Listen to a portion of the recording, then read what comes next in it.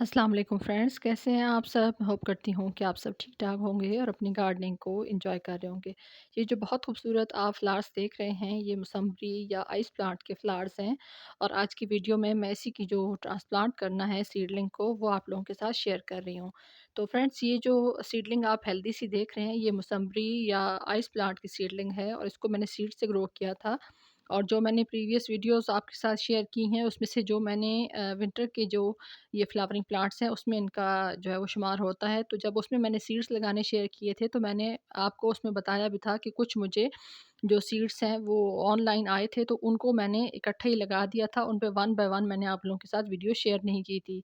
तो ये एक ही वो थर्मोकोल का बॉक्स है जिसके अंदर मुख्तलिफ डिफरेंट जो सीडलिंग है वो मैंने तैयार की हैं और अब इसको मैं इस जो मैंने घर में ग्रो बैग बनाया है, इसके अंदर मैं इसको ट्रांसप्लांट करूँगी, क्योंकि इसके अंदर एक ही वैरायटी की है जो है वो जब मैं लगाऊँगी तो काफ़ी सारे प्लांट्स भी आ जाते हैं और काफ़ी अच्छा भी लगता है कि एक ही वैरायटी के प्लांट्स जब फ्लावरिंग पे आते हैं तो।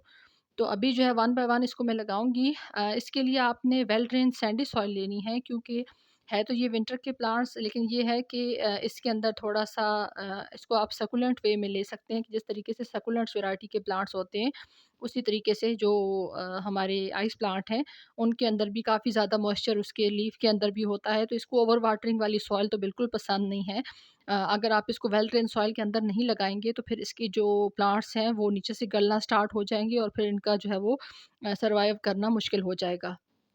तो आप जब इसका रेशो बनाएँ गार्डन सॉइल और उसके अंदर सैंड की मिकदार थोड़ी ज़्यादा करें, और जो आप इसमें इसके अंदर फर्टिलाइज़र जो ऐड करते हैं वो आप अपनी चॉइस के हिसाब से ऐड कर सकते हैं, जो भी आपके पास उस टाइम पे अवेलेबल हो।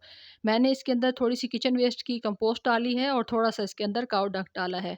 मेरे पास ये दोनों चीज़ें अवेलेबल थी, आपके पास ऑप्शनल है, जो चीज़ आपके पास ईज़िली अवेलेबल हो फर्टिलाइज़र के रूप में आप इसके अंदर उसको ऐड कर सकते हैं। तो जैसा कि मैंने आप लोगों के साथ शेयर किया, ये विंटर के हैं, लेकिन ये फ्लावरिंग जो है वो स्प्रिंग में जाके करते हैं।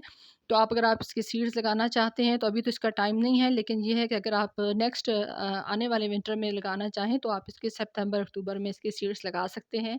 और सीड लगाने के बाद इसकी सीडलिंग जब रेडी हो जाए तो फिर आप इसको ट्रांसप्लांट कर दें, क्योंकि पहले सीडलिंग के टाइम तक तो इतना ज़्यादा इसकी ग्रोथ नहीं होती, लेकिन जब आप इसको ट्रांसप्लांट करते हैं तो बाद में इसकी पिंचिंग वगैरह करते रहें। मैंने अभी पेंचिंग नहीं की क्योंकि मेरी बर्ड्स पे आई हुई थी, तो मैं पहले एक दफ़ा देखना चाहती हूँ कि इसके अंदर कितने कलर्स आए हैं। उसके बाद जब मेरी एक दफ़ा फ्लावरिंग वो कर चुकेंगे तो फिर मैं इनकी जो फ्लावरिंग स्टॉक है उसको रिमूव कर दूँगी। उसके बाद फिर ये हमारे प्लांट जो है वो बुशी होना स्टार्ट हो जाएँगे। तो अगर आपके पास क्यारी है इस तरह की, तो आप क्यारी के अंदर लगा सकते हैं, बहुत अच्छे से लगते हैं। ये देखिए माशाल्लाह से मैंने सारे इसके अंदर लगा दिए हैं। कुछ जो सीडलिंग है वो मैंने छोड़ी है, जैसे-जैसे मेरे पास कोई चीज़ अवेलेबल होगी तो उसके अंदर मैं वन बाय वन लगाती रहूँगी। तो वीडियो अच्छी लगी हो तो प्लीज़ मेरी वीडियो को लाइक कर दीजिएगा। अगर मेरे चैनल पे न्यू हैं तो चैनल को सब्सक्राइब कर दीजिएगा। फ्रेंड्स, आप सबकी वीडियो देखने का बहुत-बहुत शुक्रिया। अभी इस सीडलिंग को मैं थोड़ा-सा शेड में रखूँगी और बाद में फुल सन के अंदर।